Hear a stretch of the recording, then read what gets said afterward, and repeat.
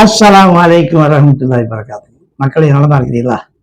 அல்லாஹ்வுடைய பெரிய கிருபையில இன்றைய தலைப்பானது கைப்புண்ணுக்கு கண்ணாடி எதற்கு, அது வருங்கால இளைஞர்களை பற்றியுள்ள இதை தொகுப்பாக போட்டிருக்கோம். இப்படி நாம பாருங்க இன்ஷா அல்லாஹ் பயனுள்ளதா இருக்கும். அதாவது இப்ப சமீப காலமா இளைஞர்கள் மத்தியில ஒரு விதமான எழுச்சி ஏற்பட்டிருக்குது. எப்படின்னு சொன்னா சினிமா ரசிகர்கள் பூராமே இப்ப எப்படின்னு சொன்னா அரசியல் பேசுற அளவுக்கு வந்துட்டாங்க.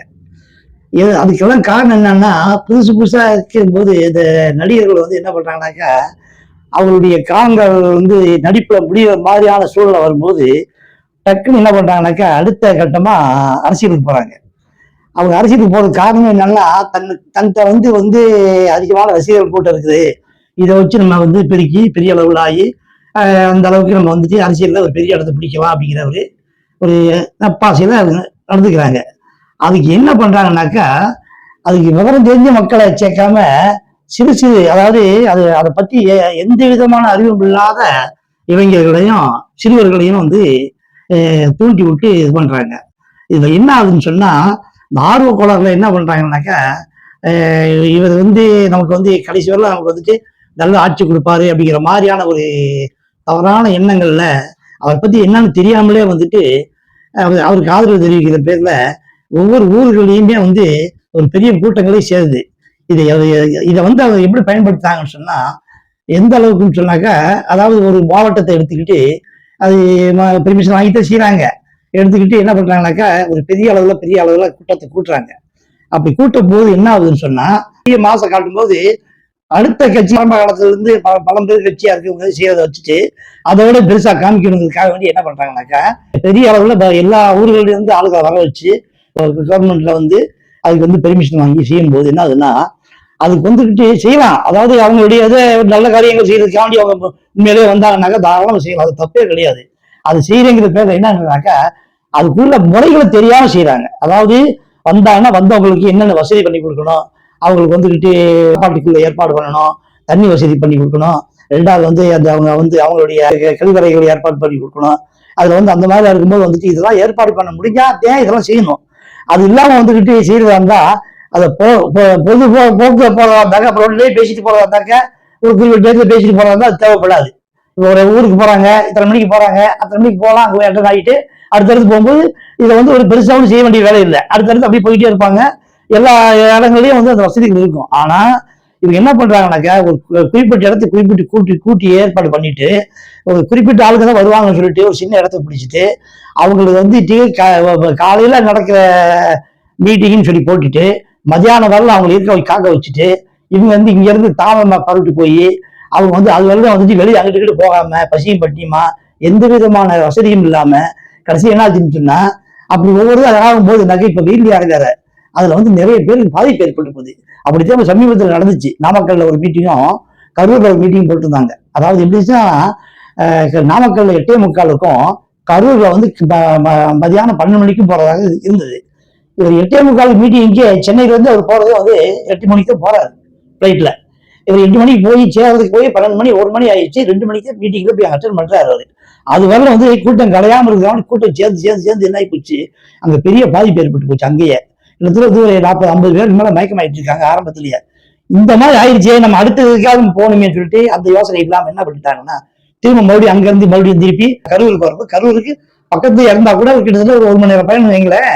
இந்த 1 மணி நேரம் பயணத்துக்கு வரும்போது அது பெரிய கூட்டமே அங்க இருந்து வேற சேர்ந்து வருது. வரும்போது என்ன ஆகி போச்சுனாக்கா, ஒரு பெருந்தளவான கூட்டம் ஆகி போச்சு எங்க கரூர்ல. அப்படி ஆகும்போது சரி இங்கேயாவது அந்த ஏற்பாடு பண்ணிருக்காங்க பார்த்தா இங்கேயும் அந்த ஏற்பாடு இல்லை. கரண்ட் வசதி, அதாவது இரவுக்கு தான் லைட் தேவை. இது முன்னேற்பாடாக லைட்லாம் ஏற்பாடு பண்ணி வச்சிருக்காங்க. ஆனா நடக்க போறது 12 மணின்னு போட்டிருக்காங்க. ஆனா இரவுக்கு லைட் ஏற்பாடு பண்ணிருக்காங்க. அப்ப அதுலயே அவங்க லேட் பண்ணி வரத முன்கூட்டியே அவங்க பிளான் பண்ணி வச்ச மாதிரி இருக்குது. சரி அப்படி பண்ணிட்டாங்க. சரி வந்துட்டவங்களானாக்கா, வந்தவங்க எப்படின்னாக்கா, காலையில இவர் 12 மணிக்கு வர்றான்னு சொல்லிட்டு விடிய காலையிலேயே எல்லாம் காத்து கிடந்து எதுவுமே சாப்பிடாம, அதுலயும் வந்தவரை சிறு பிள்ளைகளை தான் கூப்பிட்டு வந்துட்டேன். சிறு பிள்ளைங்க பொம்பளைங்க அது வரக்கூடாதுன்னு சொல்லியிருந்தா கூட அவங்க ஆர்வ கோளாறுல வர்றாங்க, லீவ் சொல்லிட்டு வந்துட்டாங்க. வந்தவருடைய இது என்ன ஆயிப்போச்சு சொன்னா, நேரம் ஆக ஆக கிறக்கங்கள் வந்துருச்சு. கிறக்க வர ஆச்சுனாக்கா, இப்ப வருவார்னு சொல்லிட்டு அதை எதிர்பார்ப்புலேயே இருந்ததுனால நாக்கு வறண்டு போய் சில பேர் அந்த இடத்துல ரொம்ப சிரமப்பட்டுருக்காங்க. அது அந்த நேரத்துல கூட அதை தெரிஞ்சு அங்க இருக்கவங்க வாழ்க்கை யாராவது ஹெல்ப் பண்ணிதான் கூட ஏதோ ஓரளவுக்கு தப்பிச்சிருப்பாங்க. இந்த இதுல வந்து என்ன ஆயிடுச்சுன்னா கிட்டத்தட்ட 41 பேர் வந்து இறக்கக்கூடிய சூழ்நிலை ஏற்பட்டு போச்சு. ஒரு 150 பேருக்கு மேல வந்துட்டு ஹாஸ்பிட்டல் அட்மிட் பண்ணி சீரியஸ் கண்டிஷனுக்கு போற அளவு ஆயிடுச்சு. இந்த இது வந்துகிட்டே நடத்துறவங்க வந்து செய்யணும். அதை வந்து என்னால் கண்காணிச்சு அதை செஞ்சிருக்கணும். அது செய்ய தவறுனதால என்ன ஆகி போச்சுனாக்கா அது பெரிய பாதிப்பு ஏற்படுத்தி போச்சு. அதை வந்து அந்த இடத்துல போய் பார்க்கும்போது என்ன ஆகும் சொன்னா, என்ன ஏற்பாடு பண்ணிக்கிறானாக்கா, அந்த இடம் வந்து இப்ப எப்படி இருக்குன்னு சொன்னா செப்பலா கிடக்குது. அதாவது எல்லாம் அந்த கூட்ட நெரிசல்ல வந்து யாரும் செப்பல் எடுக்க முடியல, செருப்பெல்லாம் எடுக்க முடியாது, துண்டு கிடக்குது. ஒரு பாட்டு தண்ணி பாட்டு கூட கிடையாது, காலி பாட்டு ஒரு தண்ணி பாட்டு கூட கிடையாது.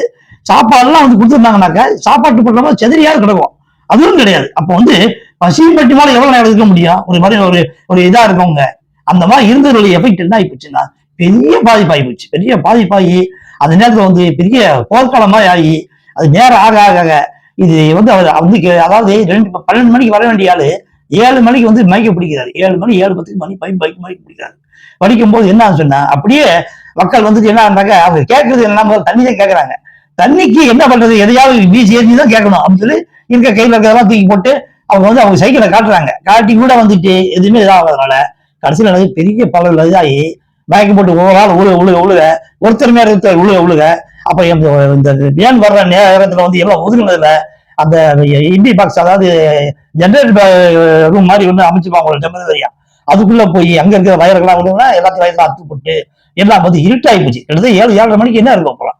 ஆனா கரண்ட் எல்லாத்தையும் இருந்தா கூட அந்த இடம் வந்து இருட்டாகி போச்சு. அதனால இவங்க அந்த செட்டிங் அந்த மாதிரி பண்ணியிருந்ததுனால கடைசியில பெரிய பாதிப்பு ஏற்பட்டு அவ்வளவு பேரையும் வந்துட்டு வேன்ல ஆம்புலன்ஸ்ல வந்து கிட்டத்தட்ட வந்து 10-30 ஆம்புலன்ஸுக்கு மேல வந்து டக்கு தூக்கிட்டு போய் எல்லாம் இது பண்ணி முடிஞ்ச அளவுக்கு தூக்கிட்டு போனா இங்க யார் யார் மயக்கமானவங்க எல்லாம் இறந்து போயிட்டாங்க. அதாவது கொஞ்சம் நெஞ்சம் இருந்தவங்க தப்பிச்சாங்களுடைய மற்றவங்க எல்லாம் வந்துட்டு முடியல அவங்களால. கிட்டத்தட்ட 41 பேருக்கு மேல இறந்துட்டாங்க. இப்படி ஒரு சுவாரியான ஒரு இது வரும்போது வந்துட்டு இந்த அரசியல் இது நடத்துறவங்க வந்துட்டு கொஞ்சம் மனிதாபிமானத்தோட நடக்கணும். அவங்க ஒரு கூட்டம் சேர்க்கறதுக்காக வேண்டி வந்து இப்படி அநியாயமா வந்து மக்களை கொலை பண்றது வந்து எந்த விதத்திலும் நியாயம் இல்லை. இது வந்து கண்டிப்பா வந்து நீதி கிடைச்சே ஆகணும். ஏன்னா இது வந்து சாதாரணமா இல்லை, மனித உயிர் வந்துட்டு சாதாரணமான விஷயம். அது எந்த அளவுக்கு பாருங்க, மக்கள் வந்து எந்த அளவுக்கு அல்லல் போட்டாங்க அன்னைக்கு. சனிக்கிழமை செலக்ட் பண்ணி வச்சதுல எல்லாரும் ஒண்ணு சேர்ந்து வந்ததுல இதுல வந்துட்டு என்ன பண்ணிட்டாங்கன்னா அப்படியே வந்து கவர்மெண்ட் குறை சொல்ற மாதிரி ஆயிடுச்சு. ஆனா கவர்மெண்ட் குறை சொல்றது சொல்லலாம், ஏன்னா கவர்மெண்ட் வந்து முறைப்படி செஞ்சிருக்காங்க. அவங்க ஒவ்வொன்றையுமே வந்து அவங்க இது எல்லாமே வரும், விசாரணைகள் வரும்போது எல்லாமே வந்துடாது. அவங்க தப்பு பண்ணிதான் அவங்க தண்டிக்கப்பட வேண்டியவங்க தான், அதனால அவங்க விடுபட முடியாது. ஆனா முறையா வந்து அவங்க முன்னேற்பாடு எதுவும் பண்ணாததுனால பெரிய பாதிப்பை சந்திக்க வேண்டிய போச்சு. அப்பாவி சிறுவர்கள். இந்த துயரமான சம்பவம் வந்து கண்கூட நடந்தது, அனைவரும் பார்த்தது. கைப்பிடிக்கு கண்ணாடி தேவையில்லை. அப்பாவி ஆனா பணம் கொடுக்குறாங்க. இவர் 10 லட்சம், அவர் 20 லட்சம் அப்படி கொடுப்பாங்க. பணத்தை வச்சு என்ன செய்ய? உள்ள ஒரு மாமல்ல 1 வயசுக்குள்ள போச்சு, 12 வயசுல போயிட்டான். என்னன்னாக்கா இவன் வந்து ஒழுக்கத்தை கற்றுக் கொடுக்கல. வந்தவங்க எவனுமே வந்துட்டு ரொம்ப பேசுறது பூராமே ரப்பாவே பேசுற அந்த பசங்க பூராமே ரசிகர் கூட்டமாவே இருந்ததுனால இது வந்து ரொம்ப நாள் தேருமானு எனக்கே தெரியல. ஏன்னா இதை வச்சுக்கிட்டு ஆட்சியை வந்து கட்சியை நடத்துறது வந்து சாத்தியம் இல்லாத ஒண்ணு. இது வந்து இப்படி வரலாம்னாக்கா கண்டிப்பா வந்து இந்த இவங்கெல்லாம் வந்து எப்படி வருவாங்கன்னாக்கா ரவுடியாவது வருவாங்க. அவங்களுடைய வந்து இவங்க கொண்டு போற முறையே வந்து சரியில்லாம கொண்டு போறாங்க. இது வந்துட்டு ஆரம்பத்திலேயே வந்து இது கட்டுப்படுத்த வேண்டியது அரசினுடைய கடமையா இருக்குது. நம்மளும் எச்சரிக்கையா இருக்க வேண்டியது. இந்த மாதிரியான வந்துகிட்டு இயக்கங்கள் வரும்போது நம்ம கொஞ்சம் ஜாக்கிரதையா இருக்க வேண்டிய அவசியம். அதனால வந்துகிட்டு நம்ம ஒவ்வொரு விஷயத்தையுமே பார்க்கணும். இது வந்து இஸ்லாம் என்ன சொல்லுது, ரசூல் ஸல்லல்லாஹு அலைஹி வஸல்லம் என்ன சொல்றாங்கன்னு சொன்னா, அறிந்து கொள்ளுங்கள், உங்கள் உயிர்களும் உங்கள் உடம்புகளும் உங்கள் மானமும் உங்களுக்கு புனிதமானவையாகும், அவற்றுக்கு ஊறி விளைவிப்பதற்கு உங்களுக்கு அனுமதி இல்லை. நீங்கள் மறுமையில் உங்கள் இறைவனை சந்திப்பீர்கள், அப்போது அவன் உங்கள் செயல்கள் குறித்து விசாரணை செய்வான். நீ இந்த ஏற்பாடு பண்ண ஏவனை வந்து சாதாரணமா வந்து இல்லை, இது கண்டிப்பா வந்து இது பதில் சொல்லி ஆகணும். நீ இங்க தப்பிச்சிடலாம், நீ வந்துட்டு எதாவது காய போட்டி ஏதாவது இது பண்ணிட்டு யார் மேலேயாவது பழியை போட்டு தப்பிக்கிறதுக்கு பார்க்கலாம். சட்டத்தில் கூட ஏதாவது வழி எந்த சட்டத்தில் இருக்கிற ஓட்டை வச்சு கூட தப்பிக்கிறதுக்கு வாய்ப்பு இருக்குது. ஆனா வந்து கடவுள் வந்து ஒரு சும்மா விட மாட்டான் கண்டிப்பா. ஏன்னா அது வந்துச்சு இது பெரிய சாபத்துக்குரிய செயல்களை செஞ்சிருக்கீங்க. நல்லா வச்சு காப்பாற்றணும். இனிமேலாவது தெரிஞ்சு எதாவது தவறு செஞ்சோமோ அது தவறு தெரிஞ்சு ஒன்னே வந்து நல்ல மாதிரியா நடத்த முடிஞ்சதுன்னா நடத்தணும், இல்லையா அதோட ஒதுக்கிடணும். இல்லைன்னு சொன்னா மக்களால் நீங்க நடத்தப்படுவீங்க நிச்சயமா. அஸ்ஸலாமு அலைக்கும் வரஹ்மத்துல்லாஹி வபரகாத்துஹு.